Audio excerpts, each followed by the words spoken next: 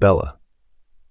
As I settled into the familiar comfort of our home, surrounded by my brothers, I finally felt a sense of ease wash over me. The tension of the past few days began to unravel, and my mind wandered back to the confrontation with Max. His question still lingered in my mind. Why did you reject me? I closed my eyes, and suddenly I was back in that moment. I remembered the way Max's eyes had locked onto mine, the way his voice had dripped with entitlement. And then, in an instant, Kai's fist had connected with Max's face. The sound of the punch still echoed in my mind, a sharp crack that had made me flinch. I recalled the way Kai's eyes had blazed with anger, the way he'd stood tall, his chest heaving with rage. "It's none of your business," Kai had snarled, his voice low and menacing. "You've done enough for her already." The memory of Kai's words, his actions brought a surge of gratitude to my chest. He'd always been my rock, my protector. And in that moment, he'd proven it once again. I opened my eyes, the memory fading into the present. My brothers were watching me, their expressions concerned. "You good?" Lennon asked, and I forced a smile, reassuring them that I was fine. I climbed the stairs to my room, still feeling a sense of gratitude toward Kai. His unwavering support and love meant the world to me. As I pushed open the door to my room, I felt a sense of calm wash over me. I changed into a pair of comfortable jeans and a soft top, feeling a sense of relief as I shed the tension of the day. After a while, I made my way back downstairs, feeling more relaxed. As I entered the sitting room, I saw Kai and my father deep in conversation. They looked up as I approached, and I smiled, knowing exactly what they were discussing. Our wedding. I walked over to Kai, who stood up to greet me, and gave him a gentle smile. "Hey," he said, his eyes crinkling at the corners. "Hey," I replied, taking a seat next to him. My father smiled, his eyes twinkling with warmth. "We were just discussing the ceremony," he said. "Kai has some wonderful ideas." I turned to Kai, interested. "Really? What kind of ideas?" Kai leaned forward, his enthusiasm infectious. "Well, I was thinking we could have the ceremony on the beach at sunset, and instead of a traditional reception, we could have a big celebration with the whole pack." I smiled, feeling a sense of excitement build inside me. "I love it," I said, squeezing Kai's hand. My father beamed, clearly pleased with our reaction. "I'm glad you both like the idea," he said. "I think it'll be a wonderful way to celebrate your union." As we chatted, my father glanced at his watch and stood up. "I think it's time we started making some concrete plans for the wedding," he said, a sly grin spreading across his face. "Why don't we head out to that bridal boutique in town? They have some beautiful dresses, and we can start making arrangements for the big day." I smiled, feeling a surge of excitement, but before my father could continue, I held up a hand. "Actually, I have somewhere in mind," I said, a plan already forming in my mind. Kai raised an eyebrow, intrigued. "Oh, where's that?" I just smiled, feeling a sense of mischief. "You'll see," I said, standing up and smoothing out my dress. My father smiled, his eyes questioning, but he said nothing. I walked over to my father and kissed him on the cheek.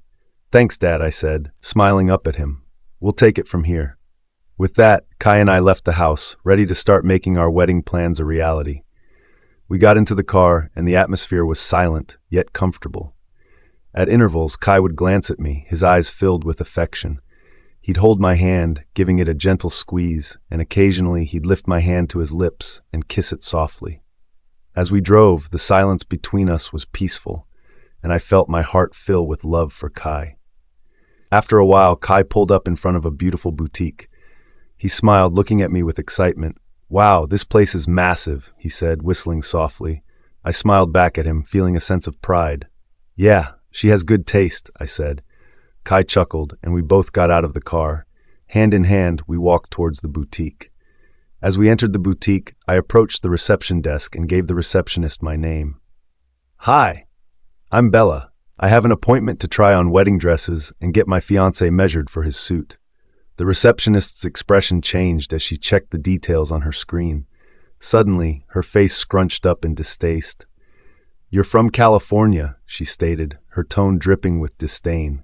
I was taken aback by her reaction.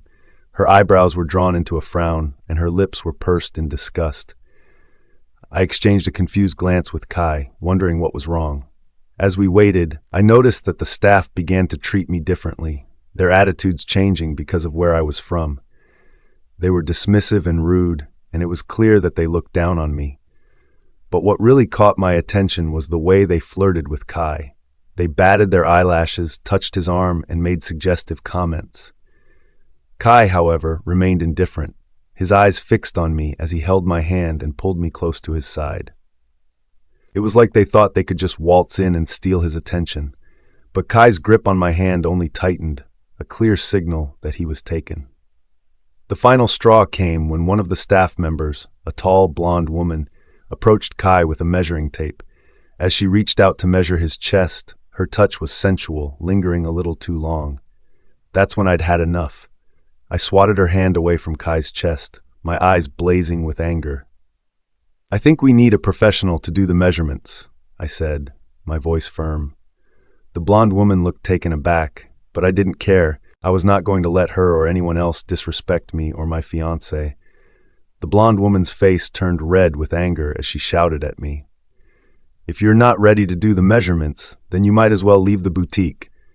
We're not here to waste time, and I doubt you can even afford to pay for it." Her voice echoed through the boutique, attracting the attention of the other customers. I felt my face heat up with anger, but I didn't let her get to me. Instead, I calmly pulled out my phone and dialed a number. "Hey girl," a voice answered on the first ring. "What's up?" "It's Bella," I said, trying to keep my voice steady.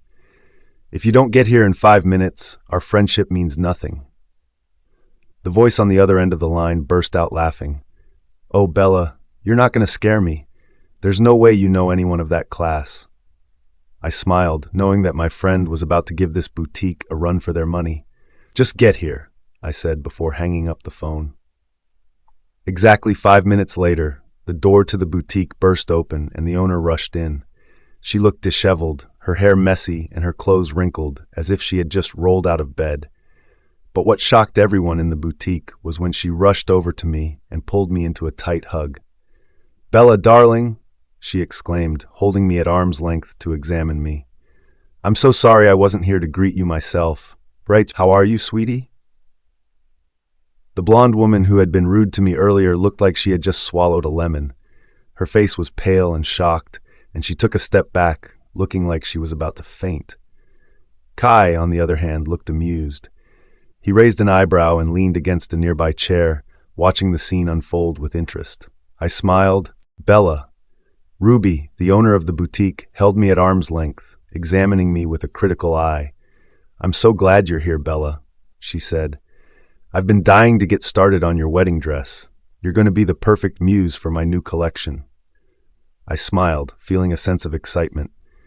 Ruby and I had met online through social media, and we had quickly become close friends. She was a talented designer, and I had fallen in love with her designs.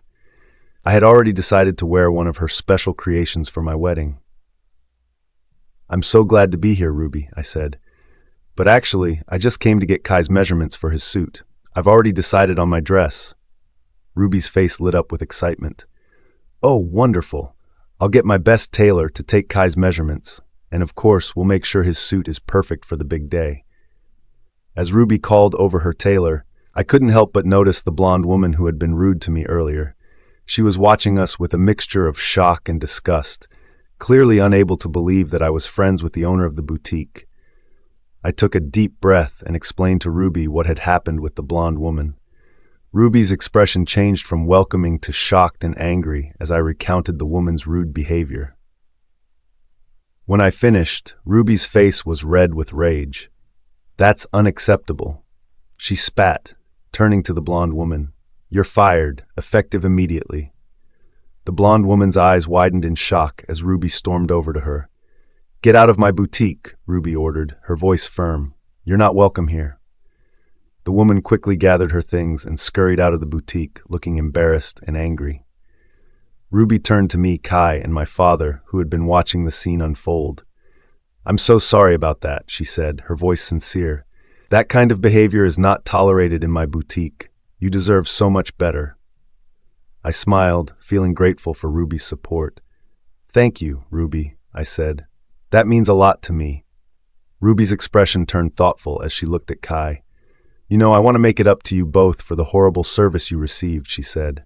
Kai, I'd like to offer to make your suits for free. Kai's eyes widened in surprise, and he looked at me before responding. Ruby, that's incredibly generous of you, he said. But you don't have to do that. Ruby waved her hand dismissively. Nonsense, I want to, she said. And not only that, I'll expedite the process so that your suits are ready in time for the wedding. I smiled, feeling grateful for Ruby's kindness. Thank you, Ruby, I said. That's so sweet of you. Ruby smiled back at me. I'm just glad I can make it up to you both, she said. Now, let's get started on those measurements. I'll have my best tailor work on Kai's suits, and I'll make sure they're perfect. As Ruby called over her tailor, I couldn't help but feel grateful for her friendship. She was not only an amazing designer, but also a kind and generous person. As the tailor took Kai's measurements, Ruby turned to me with an excited look on her face. Bella, I have an idea, she said. Would you be willing to give me live streaming access to your dress fittings and wedding preparations? It would be a great promotion for my boutique. I thought for a moment before nodding. That sounds like a great idea, Ruby. I'd be happy to help. Ruby beamed with excitement. Wonderful. I'll have my team set it up. We'll make sure to get some great footage of your dress fittings and wedding preparations. I smiled, feeling a little excited about the prospect of sharing my wedding preparations with Ruby's followers.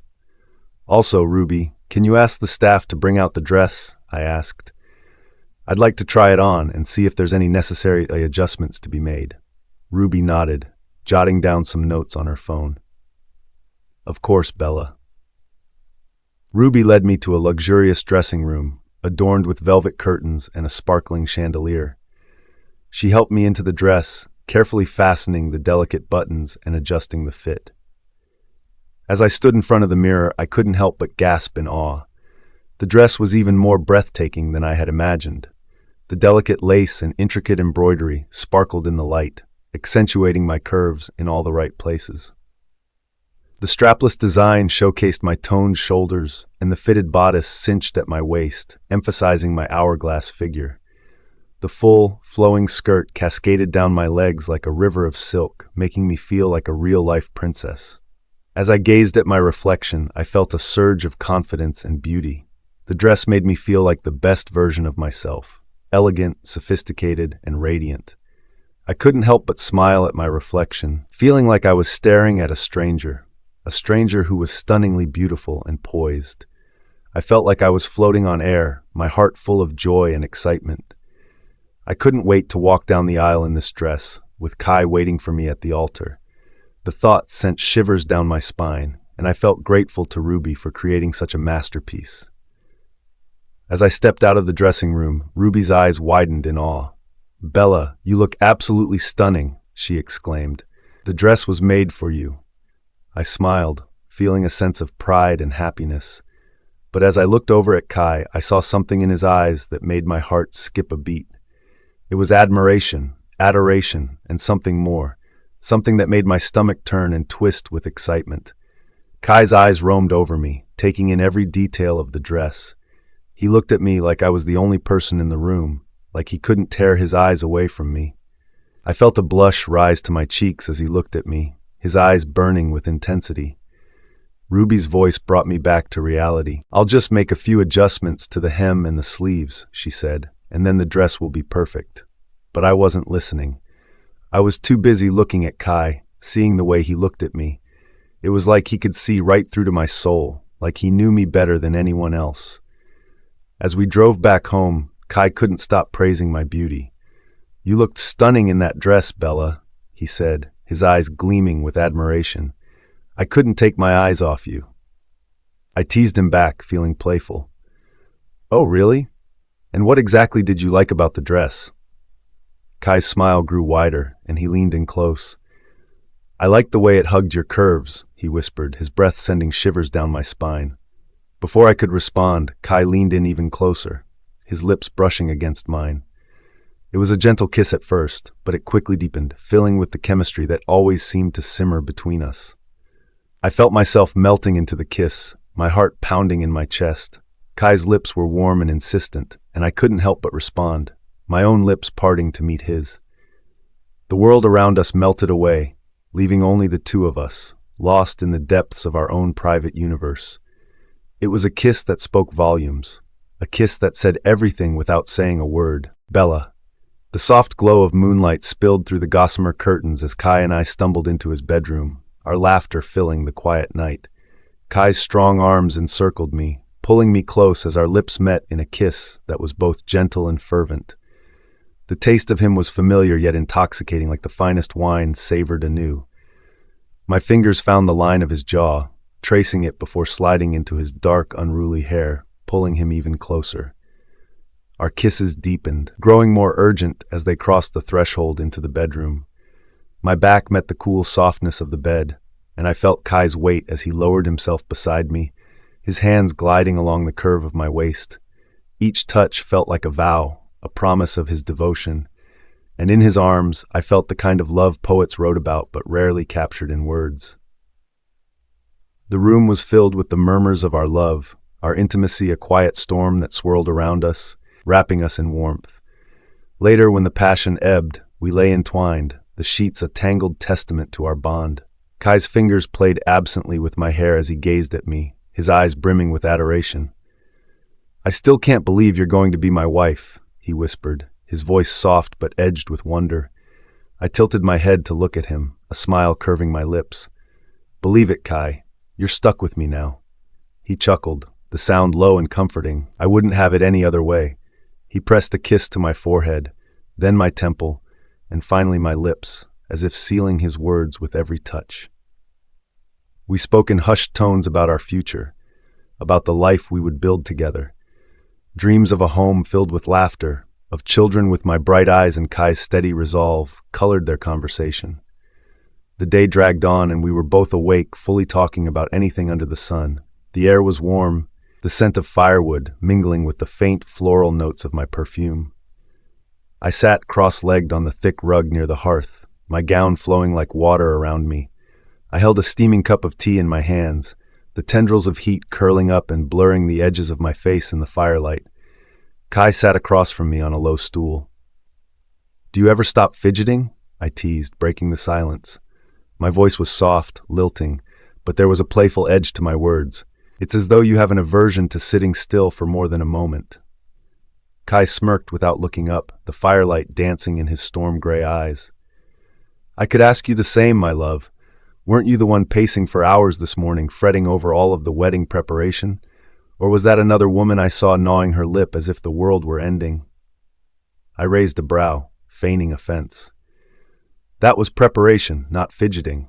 There's a difference, you know." "Ah, yes," Kai said, his tone light with mock seriousness. "The noble art of preparation, a sacred duty carried out by the great Bella of the restless feet." He set his cup aside, leaning back on his elbows and grinning at me. I rolled my eyes but couldn't suppress the smile that tugged at my lips. "And what title shall we bestow upon you, O great Kai of the perpetually distracted hands?" "Better than restless feet," he shot back, his grin widening. "Though I prefer Kai the handsome if we're taking votes." I laughed, the sound bright and melodic, filling the small room with warmth. "You're insufferable." "And yet you're still here," he countered, sitting upright and resting his forearms on his knees. His voice softened as he added, "So I must be doing something right." The shift in his tone caught me off guard, and for a moment I simply looked at him. The firelight softened the sharp lines of his face, casting shadows that accentuated the strength in his jaw and the quiet intensity in his gaze. He was teasing, as always, but beneath it was an unspoken truth, a vulnerability he rarely let show. I set my cup down and leaned forward, resting my chin in her palm. "You are doing something right," I said softly. "More than you know." Kai's smirk faded into a quiet smile, his expression unguarded. "Well, don't tell me that. I'll get a big head." "You already have one," I quipped, though my eyes shone with affection. "Fair," he admitted with a mock sigh, leaning back against the wall and stretching his arms over his head. "But if I recall correctly, it was that big head that convinced you to fall in love with me." "Oh, is that how you remember it?" I asked, arching a brow. "Absolutely," Kai said, his grin returning. "I believe your exact words were, 'Kai, you're so clever and handsome, I simply cannot resist you.'" I snorted. "That does not sound like me in the slightest." Are you sure? Because I have an excellent memory. And yet you can never remember where you leave your boots, I retorted. Kai laughed, the sound rich and unrestrained. Touché. But admit it, there was a moment, wasn't there, when you looked at me and thought, that man is the one. I tilted my head, pretending to think. Yes, I believe it was the time you tripped over your own feet or were afraid of my brothers and my father. I groaned, covering his face with his hands. You're never going to let me forget that, are you? Never, I said, my smile teasing but fond. He dropped his hands, looking at me with mock exasperation. You're impossible. And yet, I mimicked, her tone mirroring his earlier words, you're still here, so I must be doing something right. Kai shook his head, chuckling. Well played. For a while, we sat in companionable silence. You know, he said after a while, his voice quieter now, I never imagined I'd have this. This? I asked, my gaze drifting to him. He gestured around them with the blade. This. A home. A future. You. He glanced at her, his expression unreadable but heavy with meaning. I always thought my life would be different, shorter for one. Especially after Mabel. I got it. Losing one's mate, thinking they were dead, was a feeling akin to death. My heart ached at the raw honesty in his words, but I kept my tone light. Well, you're stuck with me now, so you'd better adjust your expectations. Kai smiled faintly, setting the blade down once more. I already have, and I wouldn't trade it for anything. The sincerity in his voice was a balm to my soul, and for a moment the teasing and banter faded, replaced by a quiet intimacy that filled the room. I wouldn't either, I said softly, meeting his gaze. We stayed like that for a while, the fire casting its warm light on two souls who had found each other in a world that often felt too dark and uncertain. By the time sleep claimed us, our hearts were full, tethered to a happiness we believed would never falter. Morning arrived with the crisp bite of winter in the air. The wedding day. I stood before the ornate mirror in her dressing room, my reflection almost unrecognizable. The gown I wore was a masterpiece of ivory silk and delicate lace, its train cascading like a river of dreams. Tiny crystals sewn into the fabric caught the light, creating a subtle shimmer that made me look otherworldly. My hair, swept up in an elegant twist, was adorned with pearls, and the faintest touch of blush warmed my cheeks. Xavier was the first to arrive, his presence announced by the distinct sound of his laughter. He entered the room accompanied by Cora, whose cheerful grin brightened the space. My heart lifted at the sight of my mother. Cora's sunny disposition was always a balm for my nerves. Cora was a mother to me, and I will always love her. I was glad she was here. Look at you, Cora exclaimed, her eyes wide with admiration as she took in my appearance. You look like a queen, Bella. Kai won't know what hit him. I laughed, the sound easing the tension in her shoulders. Thank you, Cora. You're not looking too bad yourself. Xavier gave a mock sigh of exasperation. And me? No compliments for the best brother? I smirked. Oh, you'll do, Xavier. Our banter was cut short by the arrival of Layla and Max. Layla's eyes swept over me with thinly veiled jealousy, her lips pulling into a tight smile that didn't reach her eyes. Bella, Layla said, her voice saccharine. You look lovely. Thank you, Layla, I replied, her tone polite but cool. Max, in contrast, was cold and distant, his gaze barely meeting mine before skimming away. The tension between the four of us was palpable, broken only by Layla's ill-concealed spite. You've outdone yourself, Bella, Layla said with a false laugh, though I must say, that gown is rather extravagant. I tilted her head, my smile unwavering. It's a special day. I wanted to look my best. Layla's eyes narrowed, her frustration bubbling beneath the surface. Before she could retort, Cora deftly stepped in, steering the conversation towards safer waters. But certainly, Layla, being the witch she was, couldn't help herself from causing trouble. Seizing a glass of red wine from a passing tray, she moved towards me, her intentions clear. Careful, Bella, Cora said smoothly, my hand darting out to stop Layla's advance. The wine splashed from the glass, not on me as Layla had intended, but over Layla's own head. The gasp that followed was collective, and Layla stood frozen, her dress ruined and her humiliation complete. My composed expression didn't waver as Layla stormed away, leaving Max to follow reluctantly. The ceremony itself was a dream. Thankfully, Layla left. It was something out of a fairy tale. Kai waited at the altar, his eyes shining as I approached. The vows they exchanged were spoken with such sincerity that even the most hardened hearts in attendance were moved. Our love was a beacon, a light that warmed everyone it touched. "Now, does anyone object to this union?" the priest called out. "If so, speak now, or hold your peace forever." As we turned to the crowd, I felt a surge of happiness so profound it nearly brought tears to my eyes. "I object." Xavier raised his hand and Lennon slapped the back of his head. "Shut it, you idiot!" "Ow!" He rubbed his head. "Sorry, Bells," Lennon said, glaring at his brother. I laughed at their antics, my family, my home. I turned back to Kai with so much adoration. "You may now." Thump, thump. My heart sped faster at every second. This was it. Everything I had ever hoped for. Kai was going to be mine, and I was going to be his. Finally.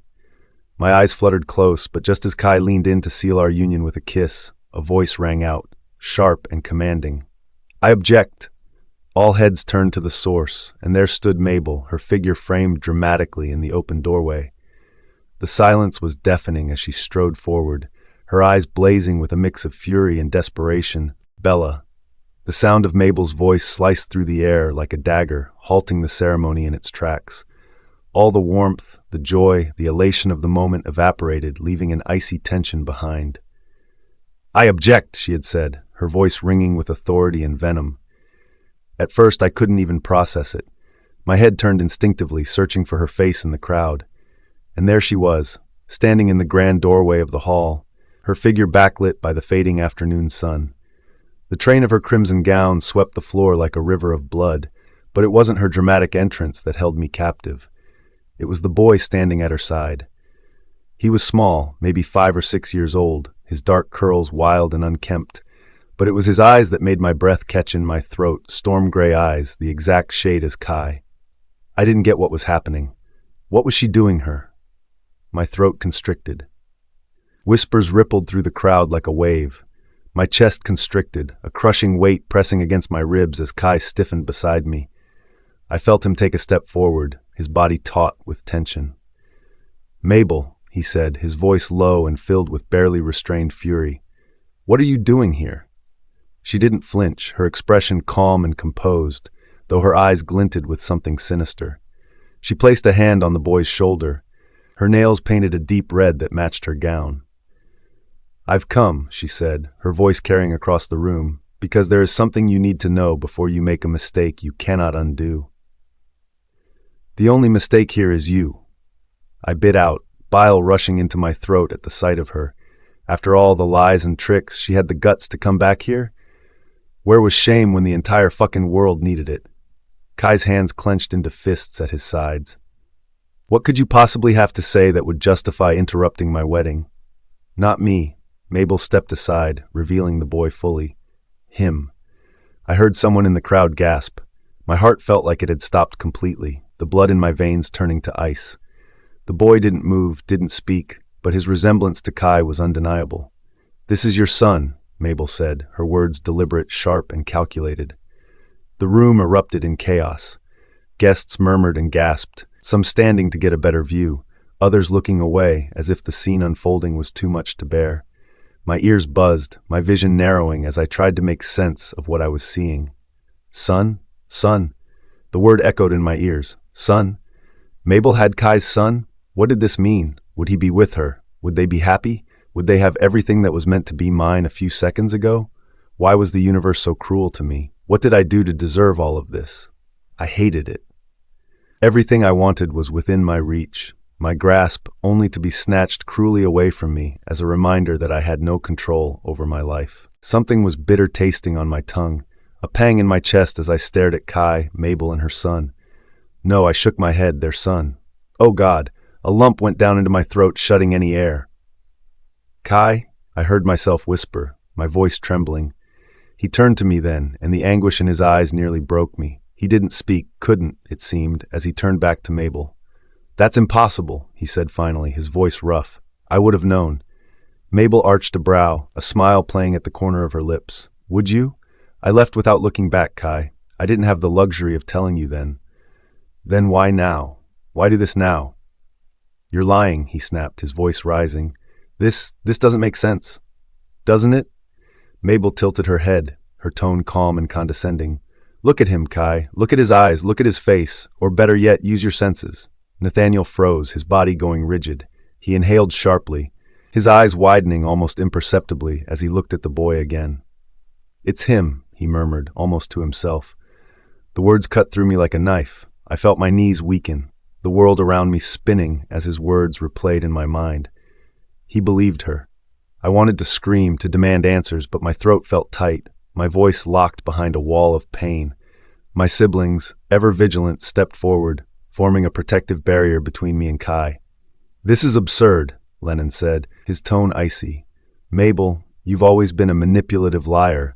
Why should we believe anything you say now?" "I agree," Harper added, her emerald green eyes flashing with anger. "You're desperate, and this is just another one of your games. You don't have anything tangible to say, so you want to destroy our sisters' lives." Ralph bellowed at her. But I just couldn't breathe, couldn't think. "Enough," Kai said sharply, cutting through their accusations. He looked at me then, his gaze pleading. "Bella, please." "Don't," I said, finding my voice at last. It trembled, but the words came out firm. "Don't ask me to understand this, Kai. Don't ask me to be okay with this." "I'm not asking for that," he said quickly, stepping closer, though Xavier blocked his path. "I don't know what's happening here, but I swear to you, I'll find out. Bella, you have to trust me." "Trust you?" I repeated, my voice breaking. "How can I trust you when you're looking at that boy like he's your whole world?" He couldn't help it. I knew, but damn me if it didn't hurt. If this wasn't some kind of torture for my entire being, my world recoiled at the pain. The sheer force of disdain taking over our body. This wasn't right. This wasn't fair. After everything we had been through, this was just straight up cruel. His face fell, guilt and anguish warring in his expression. "He's not my whole world," he said fiercely. "You are." I wanted to believe him. Gods, I wanted to believe him more than anything. But the way he looked at that boy, the way his voice softened when he spoke, I couldn't unsee it. "I need answers," he said, turning back to Mabel. "If this is true." "If," Mabel interrupted, laughing bitterly. "You felt it, didn't you? The connection. It's undeniable."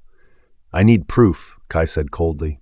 I glanced up at him. Then and there, I saw he was looking at Mabel with pure hatred and loathing. Maybe he was telling the truth. Maybe there was some mistake, a lie, a farce. I wouldn't put it past Mabel. She had done it before. She could do it again. Gods, let me be right. Mabel smirked. "You'll have your proof, but until then, consider this. What will the world think when they learn that Kai left his son behind?" Her words hit their mark. Kai stiffened, his jaw clenching. "Get out," Xavier said, stepping forward. "Take your lies and leave. Lying is your second nature, so I don't trust a word you say. I wouldn't cut it away from you to drag an innocent child into your schemes." "I'll go," Mabel said smoothly, "but I'll be back. And when I return, you'll see that I'm telling the truth." She took the boy's hand and turned to leave, but not before casting one last glance at me. Her smile was small and triumphant, and it sent a shiver down my spine. When she finally left, the silence was deafening. The silence was tearing me apart, and I couldn't speak. "Bella," Kai said softly, his voice trembling with emotion. I held up a hand, stopping him. "Don't. Please, I need time," I said, my voice cracking. "Time to think, time to breathe. You say you'll find the truth? Then do it. But until then, I don't know if I can do this." The words tasted bitter on my tongue, but I couldn't stop them. The pain in his eyes mirrored my own, but he nodded. "I'll fix this," he said, his voice resolute. "I swear to you, Bella, I'll fix this." I took deep breaths. What happens if this is all true? If that's your child? Nothing. You are the only person I care about. I don't fucking care about anyone else that isn't you.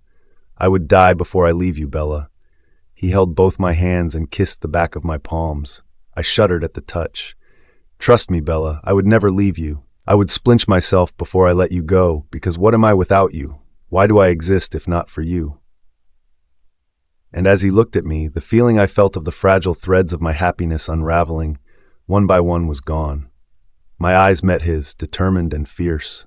"I trust you, because there has to be a fucking good ikoleneak as to why my wedding was ruined, Kai."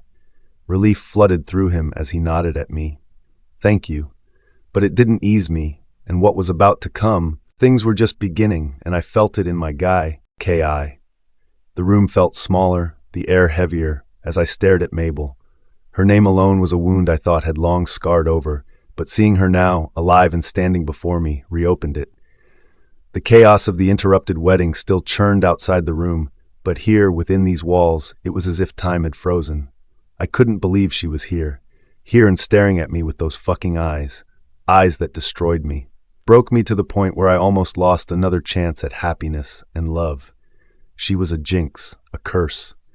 She stood straight-backed, her hands trembling despite her composed expression.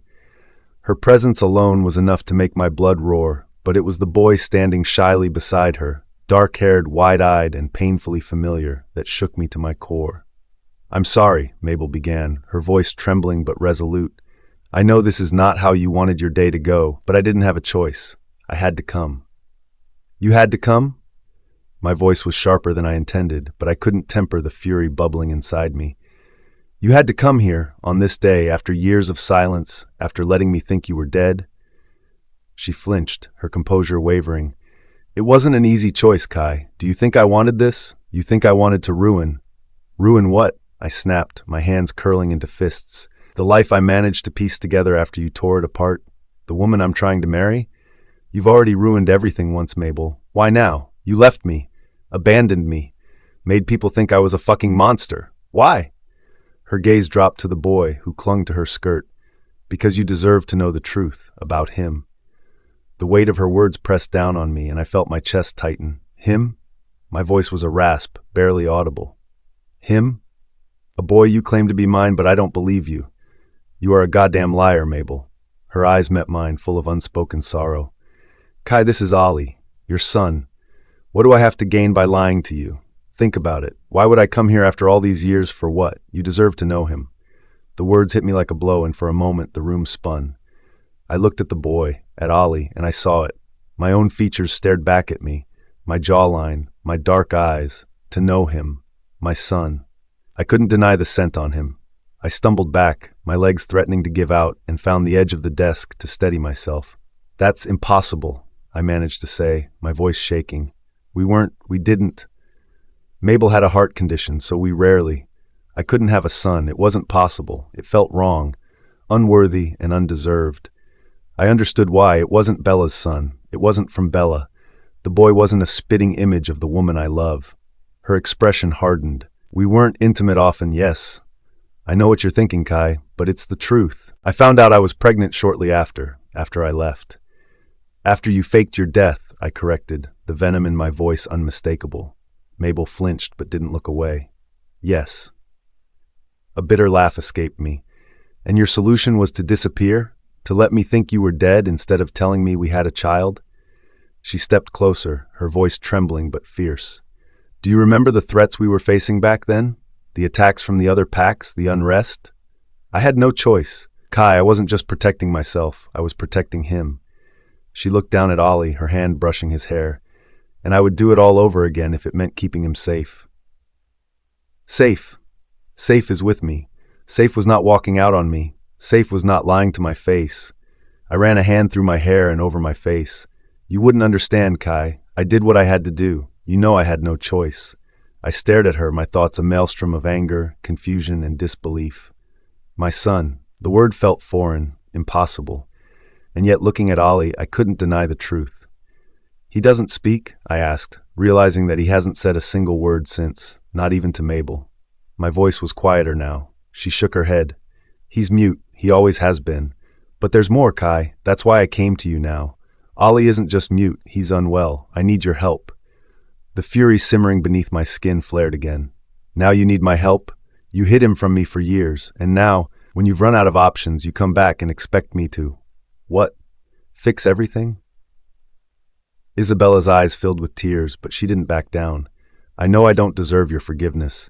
I know what I did was wrong, but please, don't punish him for my mistakes. He's your son, Kai. He needs you." I turned away from her, dragging a hand through my hair as I tried to think. My wedding, my future with Bella, was already in ruins. Now this, a son I didn't know I had. A past I thought was buried, rising from the grave to tear my life apart all over again. "When did the symptoms start?" I asked, my voice hoarse. Mabel hesitated, then regarded me thoughtfully. "I can't really say. He can't speak, so it was very hard to find out. Of course, it made sense. I clenched my jaw, guilt clawing at me. Bella, how could I even begin to explain this to her? Fine, I said finally, my voice low and firm. We'll take him to the Pack hospital. I'll have the doctors examine him, see what's wrong. But this conversation, this mess, isn't over, Isabella. She exhaled shakily, relief softening her features. Thank you. I looked at Ollie, who was watching me with wide, curious eyes. My anger faltered for a moment as I crouched down to his level. Hey, buddy, I said, forcing a small smile. I'm Kai. His lips curved into a shy smile, and for a moment, the weight of the situation didn't seem so crushing. But as I straightened, my mind returned to Bella. How was I going to face her? The hospital was quiet, the sterile scent of antiseptic filling the air. Ollie clung to Mabel's hand as we walked down the corridor, his steps hesitant. The doctors were waiting, and I explained the situation as clinically as I could, keeping my voice neutral. As they took Ollie for his examination, I leaned against the wall outside the room, the reality of everything pressing down on me. Isabella stood nearby, her arms crossed, her expression unreadable. How long? I asked after a while, breaking the silence. She glanced at me. How long what? How long were you going to wait before telling me? If Ollie hadn't gotten sick, would I ever have known? Her silence was answer enough. I shook my head, bitterness rising in my throat. You had no right, Mabel. No right to take him from me. I know, she whispered, but I did what I thought was best at the time. For him. For both of us. The door opened, and one of the doctors stepped out. We've completed the initial tests, she said, glancing between us. It's more serious than just being mute. Ollie's immune system is compromised, and there are signs of long-term malnutrition. We'll need to run more tests to determine the extent of his condition. I nodded, my stomach sinking. Do whatever you need to do. As the doctor walked away, I turned to Isabella. This is on you, I said quietly, my voice filled with barely contained fury. Whatever happens to him, whatever pain he's in, it's because of your choices. You don't get to play the martyr now. Tears filled her eyes, but she didn't argue. She simply nodded, her shoulders slumping. If anything happens to him, you don't know what it was like, Kai, to be cut away from you. It was like I lost a limb. My heart was being ripped out of its ribcage. Don't. I raised my hand to stop her. You don't get to this. You can't do this. You made your choice. I closed my eyes, drawing in deep breaths, trying to calm myself. Choice! I went into hiding, Kai. I gave birth alone. I was alone for years, raising a child alone, and Mabel choked on her words. I wanted to come back. I wanted to do that for Ollie. Do you think I wanted our child to grow up without a father? I wanted us to be a family. I calmed myself. Emotions swirled in my eyes as I looked at her. A sharp pang in my heart as her words sunk into me. Maybe she wasn't lying. But Elaine told me you had moved on, that you were happy, and I couldn't do that to you. You managed to rebuild your life, so who was I to destroy it? She gave me a sad smile. But Ollie's disease was a wake-up call. If anything had happened to him and you never met him, I would die of guilt, so I came. The last sentence was barely a whisper. Ollie was going to be hospitalized, and my heart ached for the poor boy, but my biggest concern was Bella. What were we going to do now? What did this mean for us? Our future? Bella. The bedroom was cloaked in shadows, the faint glow of moonlight streaming through the curtains, doing little to warm the chill that settled in my chest. I sat cross-legged on the edge of the bed, staring blankly at the wall, the events of the day replaying in my mind like a cruel, never-ending loop. The wedding. My wedding. It had been perfect, a scene pulled straight from my dreams. The warmth of Kai's hand was in mine as I walked toward him at the altar. The way his storm-gray eyes softened as they met mine, as if I were the only person who had ever mattered. The vows we had written, brimming with promises of love and loyalty, were ready to be spoken into existence. I do, he had said. The words perfectly fell from his lips. It was like a weight was lifted off his chest as he said them. I loved it. I wanted to wake up every morning hearing it. The fact that he chose me, loved me, wanted me, everything was perfect. Everything. He was going to be mine, in every sense of the word. And then Mabel, her voice had cut through the air like a dagger, sharp and undeniable. I object. My stomach churned at the memory of Kai's face when he saw her. his shock, his hesitation. It wasn't guilt I'd seen in his expression. No, it was something worse. Recognition. What did she want? Why now? She had been gone for years. Painting Kai as the villain. Kai had suffered when she left. Pushed me away for her. Treated me, though I had forgiven him unless I wouldn't have married him, like shit. He apologized with his words, actions, and all the nights making love. I was a bride, the most beautiful bride. The wedding gown was the first thing I took off when I came back. It was too hard to bear. The bride that never was. Had a nice ring to it, didn't it? I let out a hollow laugh. I didn't want to cry. I didn't want to be weak, but fuck me if I denied how it hurt. How my hand trembled knowing that when push came to shove, for a split second he might consider choosing her over me. She was his first.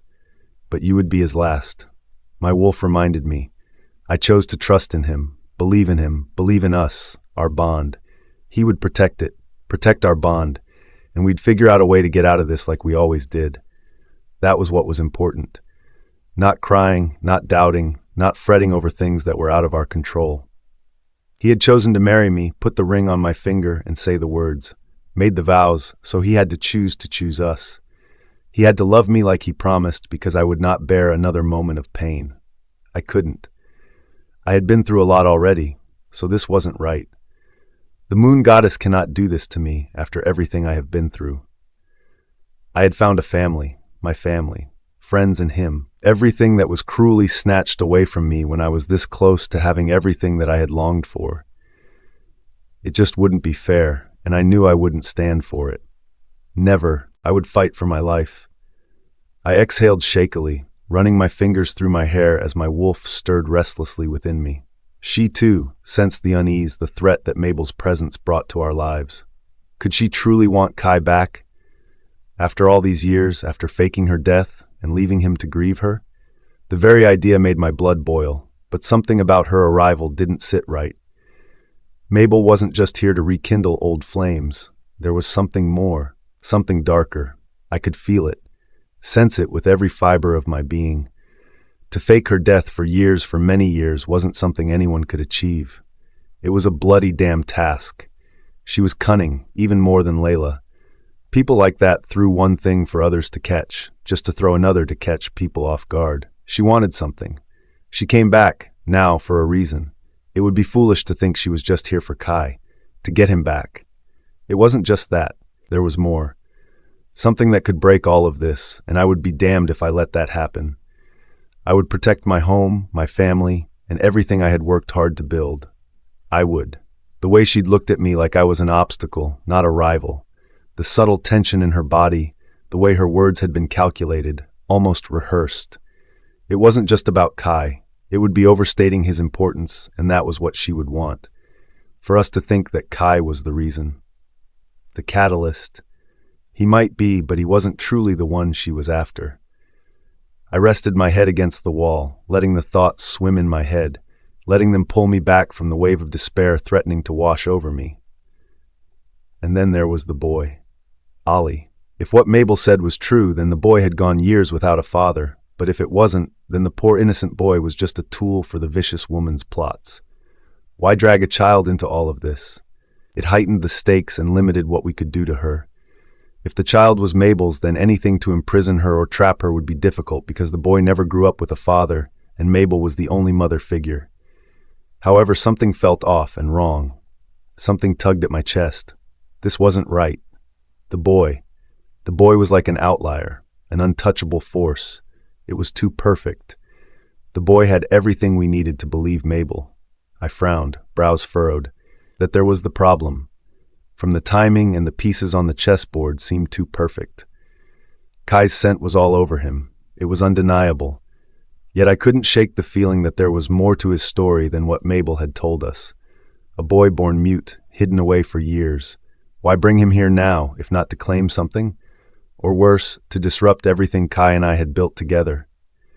I stood and began pacing the room, my thoughts tumbling over one another in a chaotic stream.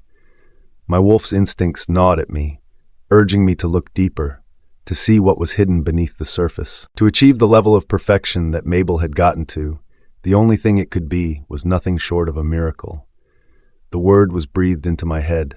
like a haunting ghost. I could reach for the word, my head snapped up in surprise, and my eyes widened. It couldn't be, but it was. Witches. The thought came unbidden, sharp and clear. My breath caught as the pieces began to align. Witches had long been enemies of the pack, their manipulations subtle but devastating. What better way to destabilize us than to send someone like Mabel back into Kai's life? The witches had the means to fake her death, to shield her from the pack for years. They could have even influenced her actions and driven her to do their bidding under the guise of protecting her child. Yes, that was it. That had to be it. Those witches worked with someone like Layla, so why not Mabel? She would be perfect. All the variables fit for this plan to work, which was the flaw. Everything fitting it. My lips were drawn into a thin line as I mulled over it all. This was bad. Dangerous. Whatever game the witches, if they were truly behind this fueling Mabel's plan, was one that was too precarious. My lips twitched. They planned my attack, Mabel's return with the child, her disappearance, and a lot more we didn't know about.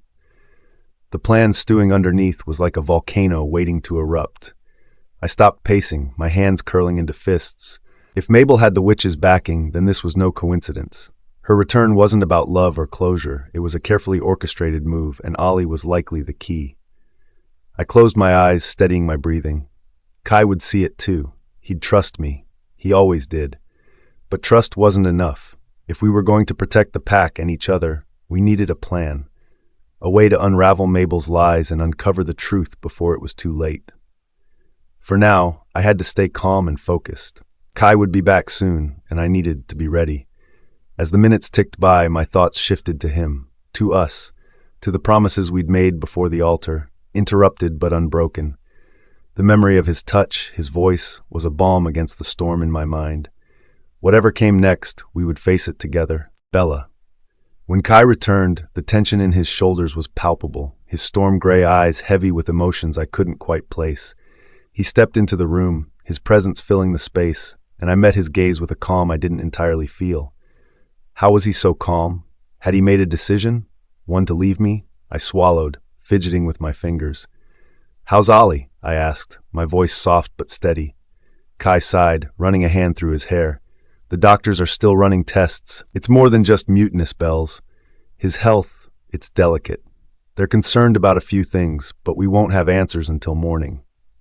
I nodded, sensing there was more. "And Mabel?" His jaw tightened at the mention of her name. "She's staying nearby for now. She insisted on being close to Ollie. I wanted to talk to you before making any decisions about her." I gestured for him to sit, and he joined me on the edge of the bed, his knee brushing against mine. The contact grounded me, reminding me of the bond we shared. "And you?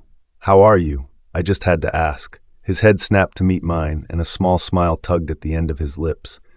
"You are the most amazing woman, you know. After everything, you are still concerned about me." I tried to smile. "I'm calm, peaceful. I just don't know what to make of all of this, so my brain is just sleeping. It's a lot to think about. Process and analyze. It's not every day my wedding gets interrupted by my ex-wife who I thought was dead, but faked her death and has a son. Just another Tuesday around here." Despite the gravity of the situation, I found myself laughing softly. Well, our wedding would definitely go down in ages as a legendary one. I offered, and he shook his head, amused at the whole situation. "Speaking of, what do you think we should do?" he asked, his voice low. I let the silence simmer, recalling all the conclusions I had made before he came, and chose to air my thoughts. I prayed he believed me. I hesitated, choosing my words carefully. "Mabel's return isn't just a coincidence, Kai. It doesn't feel right. The timing, her story, it's too convenient. And the witches..." His head snapped up, his eyes narrowing. "You think they're involved?" "I do," I said firmly. "It makes sense, doesn't it? They've always targeted our pack, trying to weaken us from the inside. What better way to do that than to send Mabel back with a child they could have influenced? They might have helped Mabel fake her death, so who's to say they didn't bring her back to the equation to cause more damage?" Kai's expression darkened, his hands curling into fists. "If that's true..." He became lost in thought. "Then we need to be smart," I interrupted. "Mabel won't tell us the whole truth, not willingly. But Ollie, He's innocent in all this. If we can separate them and give him a safe space, we might learn more. It was sickening to think they involved a child in this. I knew they were evil, but this was edging a territory I thought humanity had deemed uncrossable. They surprised me with their malicious intentions. Kai nodded slowly, the gears in his mind turning. You're right. We'll keep her close for now, give her just enough to feel comfortable. But we'll watch her, Bella, and we'll figure this out. We give in to her demands, whatever she wants, temporarily, I added. We need to let her think we have given in, but we would make it slow, not completely trusting her, but making it seem like we are thinking, considering, that her plan to destroy our lives is taking effect. Let her oversight be her downfall. Yes, if she's the liar we think she is, that would be easy, and I swear on the moon goddess that I will make her pay for what she has done to us, to you. His words, his resolve, sent a wave of warmth through me. Despite everything, I knew I could trust him, that we were in this together. We had each other, and that was enough. That would always be enough. No matter what Mabel wanted to bring, our trust and our love would be our guide. And the wedding? I asked, my voice quieter now. Kai reached for my hand, his grip firm but gentle. I'm sorry, Bells, for everything, for how it ended today. You deserve a fairy tale wedding because you are my queen, the queen of the world. The world is at your feet, my Bella. So I'm sorry for how everything turned out, my love. It's not your fault, I said, though my heart still ached at the memory. It was meant to be perfect, meant to be our day, I sighed. I'll make it up to you, he promised, his voice thick with emotion. We'll have the wedding we deserve, bigger, better, perfect. I smiled faintly, touched by his sincerity. It doesn't have to be perfect, Kai, it just has to be us. He leaned in, his forehead resting against mine. It will be, I swear it, just you and me, on our own terms. No one to stop us from being together. You're it for me, Bella. Only you. You are it for me too, Kai. As his lips met mine, the storm in my heart quieted, replaced by the steady rhythm of his love. This kiss was a promise as our tongues danced, reassuring ourselves that we would always be together, carved in each other's hearts, made for each other. Our lips were the perfect pieces of a puzzle. The kiss was slow. We savored. We memorized every inch of our mouths, nibbling and teasing. Our hearts beat in sync, dancing to the rhythm only our hearts could hear, played by our love. Perfect. Whatever challenges lay ahead, we would face them side by side, together. The pack house was unusually quiet when I returned. Normally the evenings buzzed with life, a mix of camaraderie and subtle territorial squabbles. But now, an uneasy silence hung in the air. They had felt the shift as keenly as I had. The change was an uninvited guest, and today I had brought it to their doorstep. Mabel trailed behind me, her sharp heels clicking against the polished wooden floors of the main hall. She moved with an air of self-assuredness, her crimson lips curled into a pleased smile. Kai, she purred, her voice thick with satisfaction. I must say, you've done well for yourself. This pack, this power, it suits you. I didn't respond immediately. Instead, I turned sharply down the corridor toward the guest quarters, forcing her to keep pace. My stomach churned at her words, a visceral reaction I barely managed to suppress. She kept me on my toes. Something about her presence felt wrong. She didn't deserve to be here after everything. I wanted to kick her out of there because of the ominous air that swirled around her.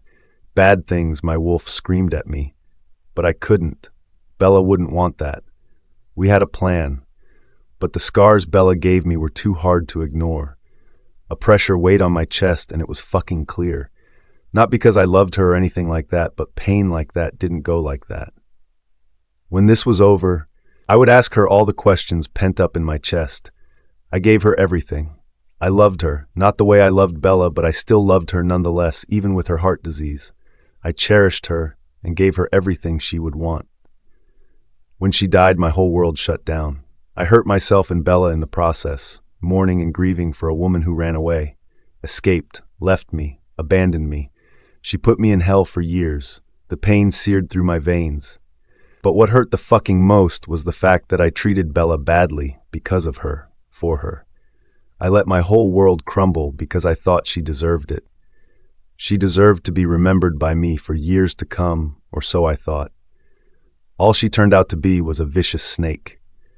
I thought we built a home that couldn't break nor shake. The guest quarters were modest compared to the Alpha's wing, but they were luxurious enough to suit her tastes, or so I hoped. I pushed the door open and gestured for her to enter. "This will be your room," I said, keeping my voice carefully neutral. "If you need anything, the pack staff will assist you." Her eyes swept the room, assessing it like a predator sizing up prey. "It's adequate," she said, her tone laced with feigned humility, though I was expecting something closer to the Alpha's quarters. I stiffened but kept my expression unreadable. "You'll find this space private and comfortable," I replied, sidestepping the comment. Privacy is important for a Luna, after all. Her smile widened, the title stroking her ego as I knew it would. I didn't miss the way her eyes gleamed with triumph. "Luna," she repeated, as if savoring the word. "It has a nice ring to it, don't you think?" It didn't, but I nodded, feigning agreement. "The pack will address you as such from now on." Her laughter bubbled up, rich and full of delight. "Finally," she said, "recognition for what I deserve, what you deserve." The thought burned in my mind, sharp and bitter. I clenched my jaw, forcing the words down. This was the plan. Bella's plan. I had agreed to it, but the weight of it settled heavily on my chest. The protests began almost immediately after I made the announcement. "Luna? She's no Luna," one of the senior pack members had muttered under his breath, though not quietly enough to escape my hearing. Others had echoed similar sentiments, their discontent rippling through the pack like a current. They didn't understand, and I couldn't explain, not fully. Mabel's presence was a necessary evil, a carefully laid piece on the board of a game none of them could see. At least Bella had understood. She always understood. The thought of her sent an ache through my chest. I shoved it aside. I couldn't afford distractions, not now. When Mabel agreed to let Bella remain as her subordinate, I had to fight to keep my shock from showing. I had expected resistance, a battle of wills that would require careful maneuvering. Instead, she smiled and said, "Why not?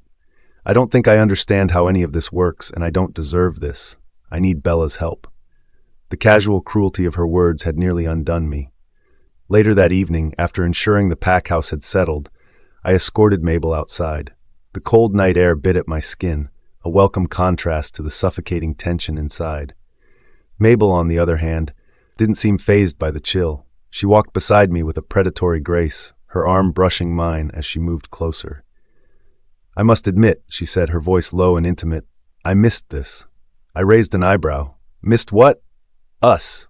Her hand trailed along my arm, her touch deliberate and lingering. "You and me, Kai. Don't you remember how good we were together?" Her words were like a dagger to the gut, sharp and unrelenting. Memories I had buried deep threatened to surface, but I pushed them back down where they belonged. "That was a long time ago," I said, keeping my tone even. "Time doesn't change what we had," she countered, stepping closer. Her perfume was cloying, a sickly sweet scent that turned my stomach. "We could have it again. Don't you want that?" "No." I sidestepped her touch, putting a deliberate amount of space between us. "The pack comes first," I said, the words a shield between us. "Everything I do is for them." She tilted her head, her eyes narrowing slightly. "Including bringing me here? Making me Luna?" "It's what's best for the pack," I said firmly. For a moment, her mask slipped. Her eyes darkened, a flicker of frustration breaking through her composure. But just as quickly, the smile returned, as if she had never faltered. "You're a complicated man, Kai," she said, her tone almost playful. "But I suppose that's part of your charm." I didn't respond. Instead, I turned back toward the pack house, my shoulders tense with the weight of the night. Sleep didn't come easily. Lying in my bed, staring at the ceiling, I couldn't shake the image of Bella from my mind. The way she had looked at me when I told her the plan, her unwavering trust, even when I didn't deserve it. "Do what you have to," she had said, her voice steady despite the storm in her eyes. "We'll figure it out." I wasn't sure if I hated or admired her for that. Probably both. Mabel's presence was a constant reminder of the past, a past I had tried and failed to escape. But Bella was the future. She was the anchor that kept me from drifting, the light that cut through the darkness. And yet, here I was, dragging her into a web of lies and manipulation. I closed my eyes, but sleep remained elusive. All I could think about was the mess I had created, and the cost it would take to clean it up. By morning, the pack house was alive with activity, the tension of the previous night still palpable, but tempered by routine. I made my way to the dining hall, where Isabella was already seated, a cup of tea in hand. She looked up as I entered, her smile bright and calculated. "Good morning, Kai," she said, her tones syrupy sweet.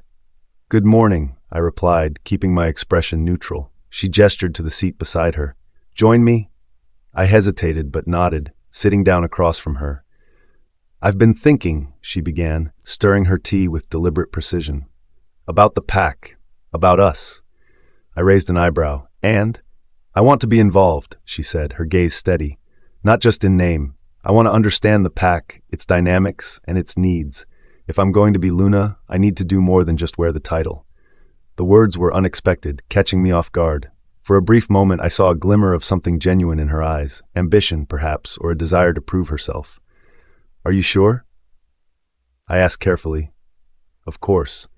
She smiled, though it didn't quite reach her eyes. "You'll help me, won't you?" I nodded slowly, though my mind was already racing. This wasn't part of the plan. Mabel's involvement complicated things, but I couldn't show hesitation. Not now. "Whatever you need," I said, forcing a smile.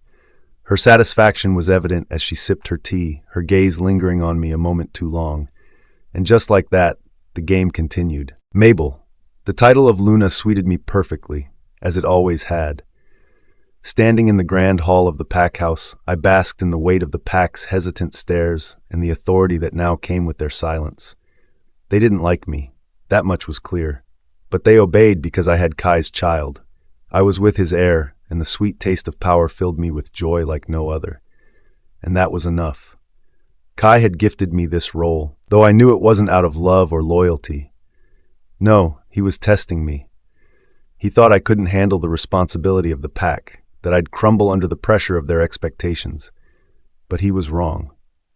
I'd learned from my mistakes. Once, I'd foolishly believed being Luna meant enjoying endless luxuries while someone else handled the tedious details.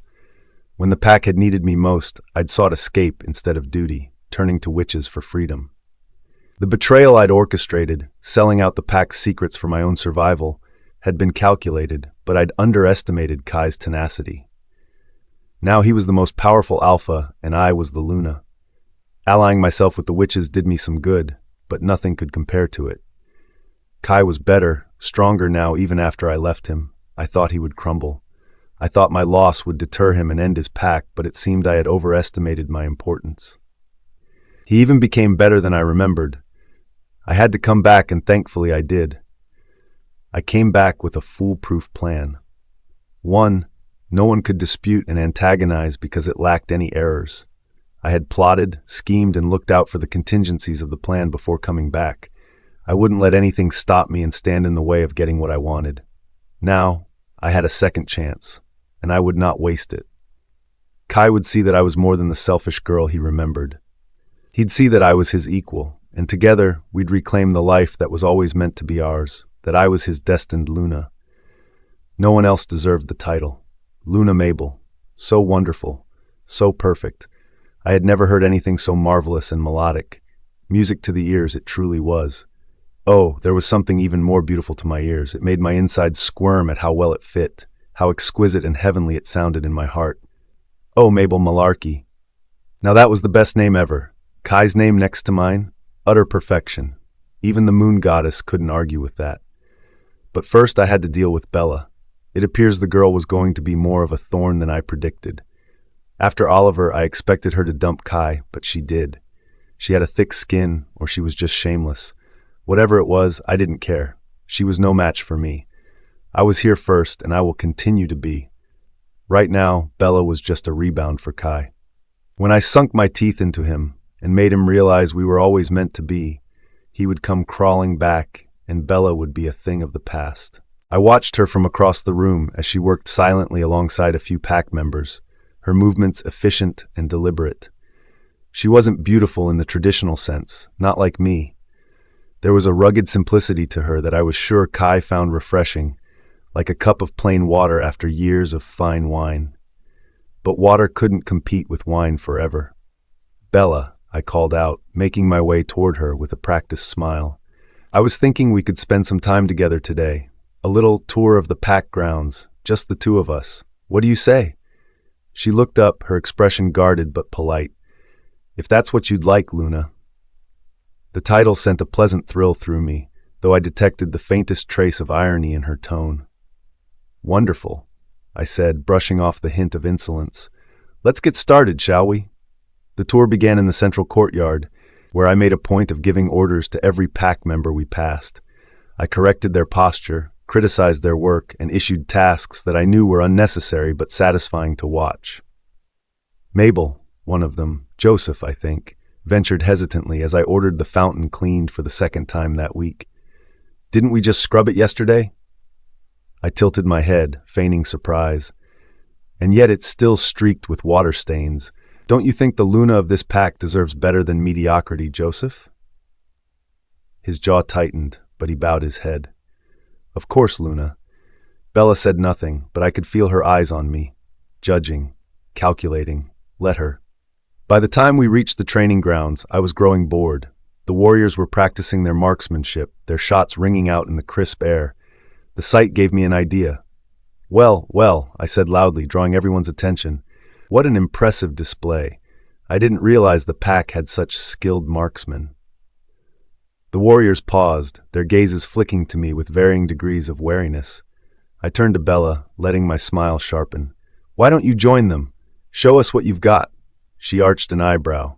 You want me to shoot? Why not? I said with a shrug. Unless, of course, you're more accustomed to slingshots and rocks out in the countryside. You are from the countryside, so I don't expect you to know how to do it. I laughed. The warriors chuckled nervously, though I could see some of them suppressing their amusement. Bella's expression didn't change. If that's what you'd like, Luna. I handed her a rifle, making a show of inspecting it before offering it to her. Be careful, I said softly, leaning close enough that only she could hear. Wouldn't want you to embarrass yourself. She took the rifle without a word, her grip steady. The first shot echoed across the training grounds, striking the center of the target with startling precision. The second followed, splitting the first. By the third, the target board was splintering, the wood barely holding together under the force of her accuracy. The warriors exchanged glances, their admiration palpable. One of them even whistled low under his breath. I felt the color drain from my face, though I quickly masked it with a tight-lipped smile. Well done, I said, forcing the words out. Perhaps you're not as unsophisticated as I thought. Thank you, Luna, she said, her voice even. Her eyes met mine, and for a moment I saw something there, something that made my stomach twist. She wasn't just enduring this, she was winning. The rest of the tour was a blur. I gave orders to the pack with increasing urgency, trying to reassert my control, but the warriors' lingering glances toward Bella, the way their eyes lit up with something close to respect when they looked at her, it was like a splinter under my skin. By the time we returned to the pack house, I was seething. I didn't understand it. She was nothing. A country wolf with no pedigree, no sophistication, no claim to Kai's side. Yet she moved through the pack like she belonged here, her quiet competence undermining my every effort to assert myself. It wasn't fair. This was supposed to be my pack, my title, my Kai. That evening, I found her alone in the dining hall, sitting at one of the long wooden tables with a plate of food in front of her. You think you're clever, don't you? I said, stepping into the room with deliberate force. She looked up, her expression calm. I don't know what you mean. I narrowed my eyes, crossing the distance between us. Don't play dumb with me, Bella. You humiliated me today. Do you think Kai didn't notice? Do you think the pack didn't notice? She set down her fork, her gaze steady. I simply did what you asked of me, Luna. The title grated against my nerves, though I couldn't accuse her of disrespect, not outright. You'll regret this, I said, my voice low and venomous. I'll make sure of it. Is that a threat? She asked, her tone calm but edged with steel. I stepped closer, my anger flaring. It's a promise. She stood, her presence unyielding. Good. I like knowing where I stand. The audacity of her words left me speechless. I turned on my heel and stormed out of the room, my thoughts a whirlwind of rage and frustration.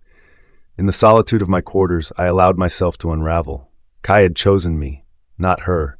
He'd made me Luna again and trusted me with the pack. So why did it feel like I was losing? I glanced at the small mirror on the vanity, my reflection staring back at me. I was still beautiful, still powerful. But beauty and power meant nothing if I couldn't prove myself. I wouldn't let Bella win. I couldn't. Not when I'd come this far. Bella.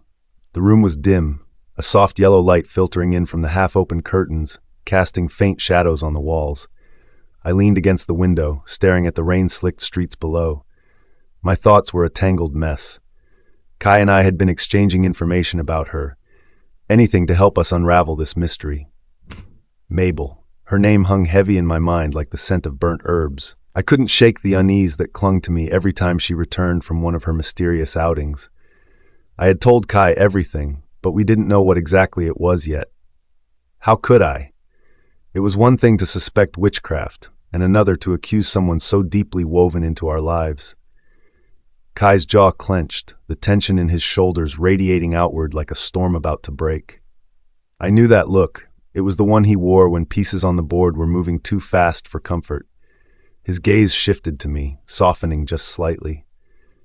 "Bella," he said, his voice gentler now, "what are your thoughts on all of these? How do you feel about Mabel?" There was a pregnant pause, the golden light of the sun casting a warm glow over the table between us. I could barely hear the soft hum of the wind outside over the weight of Kai's words, heavy and deliberate as they filled the space. His dark eyes held mine, searching, questioning, always so careful, always so steady, like he was afraid of saying too much or, worse, too little. "Do you think it's her endgame?" I asked finally, breaking the silence. My voice was low, almost cautious, like speaking it out loud would give it more power. Kai leaned back in his chair, crossing his arms. "Mabel doesn't do anything without a reason, Bella. You know that as well as I do. Whatever her plan is, it's more layered than we think. She never moves a piece without seeing the whole board." I hated how true that sounded. Mabel had always been calculated, every choice deliberate, every word cloaked in a kind of poisonous ambiguity that made you question everything, even yourself. "And Ollie, where does he fit into all of this?" Kai exhaled sharply, running a hand through his dark hair. "He's leverage, isn't he? A pawn she's been saving for the right moment." But his voice trailed off and his gaze dropped to the table. "But what?" I pressed, leaning forward. He glanced at me, his jaw tightening. "I don't think he even knows it, Bella. He's a kid, barely a teenager. He's confused, caught in the middle of something he never asked for." The words cut through me like ice. My throat tightened and I swallowed hard, trying to push past the ache. "It's not fair," I said, my voice trembling slightly, despite my best efforts to keep it steady. "It's not fair for him to grow up like this, without a father, without someone to guide him, to love him." Kai's gaze softened, and he reached across the table, his hand brushing against mine. "You care about him," he said, almost a whisper. "Of course I care about him." I snapped more sharply than I meant to. I pulled my hand back and looked away, trying to gather myself. No child deserves to grow up feeling abandoned, like they don't matter. I've been there, Kai. I know what that feels like. The silence that followed was heavy, punctuated only by the faint creak of the wind outside. "I didn't know you felt that way," Kai said finally, his voice quiet. I turned back to him, my chest tight with emotion. "You wouldn't," I replied. "It's not something I talk about, ever. But seeing Ollie, knowing what he's going through, it just brings it all back. All the times I wondered why I wasn't enough, why no one ever stayed. It eats away at you, Kai. It changes you." His expression was unreadable, but I could see the tension in his jaw, the way his shoulders stiffened. "Bella, you're not that girl anymore. You've built yourself into someone stronger, someone better." I smiled bitterly, shaking my head. "Stronger, maybe, but better? I don't know about that." Kai reached for my hand again, and this time I let him take it. His touch was warm, grounding, and for a moment the storm inside me quieted. "You are better," he said firmly. "You fought for everything you have, for everyone you care about. That's more than most people can say." I let out a shaky breath, squeezing his hand. "That's why Ollie can't get hurt. No matter what happens, no matter what Mabel's planning, we can't let him pay the price. He's just a kid, Kai. He doesn't deserve to be collateral damage." Kai's gaze softened again, and he nodded. You're right. He doesn't, and he won't be, not as long as I have anything to say about it. There was a long pause, the weight of our conversation settling over us like a heavy blanket. You're the best woman I've ever known, Kai said suddenly, his voice breaking the quiet. I blinked, taken aback. What? He smiled faintly, his thumb brushing over the back of my hand. You are, Bella. The best. You've been through hell, and yet you still care so much, even when it's not easy, especially when it's not easy. That's rare. My heart ached at his words, a complicated mix of gratitude and disbelief swirling inside me. Without thinking, I leaned across the table, my lips finding his in a kiss that was both fierce and tender, a silent answer to everything he'd just said. When I pulled away, his eyes were wide, his breath uneven. I touched his cheek gently, my fingers brushing against the stubble there. I'm not the best, I whispered, my voice trembling. I've just become someone who's pieced back her broken heart. Kai didn't respond, at least not with words. Instead, he cupped my face in his hands and kissed me again. And for a moment, the weight of the world outside faded into nothingness, not entirely. The lingering of Mabel tormented my soul.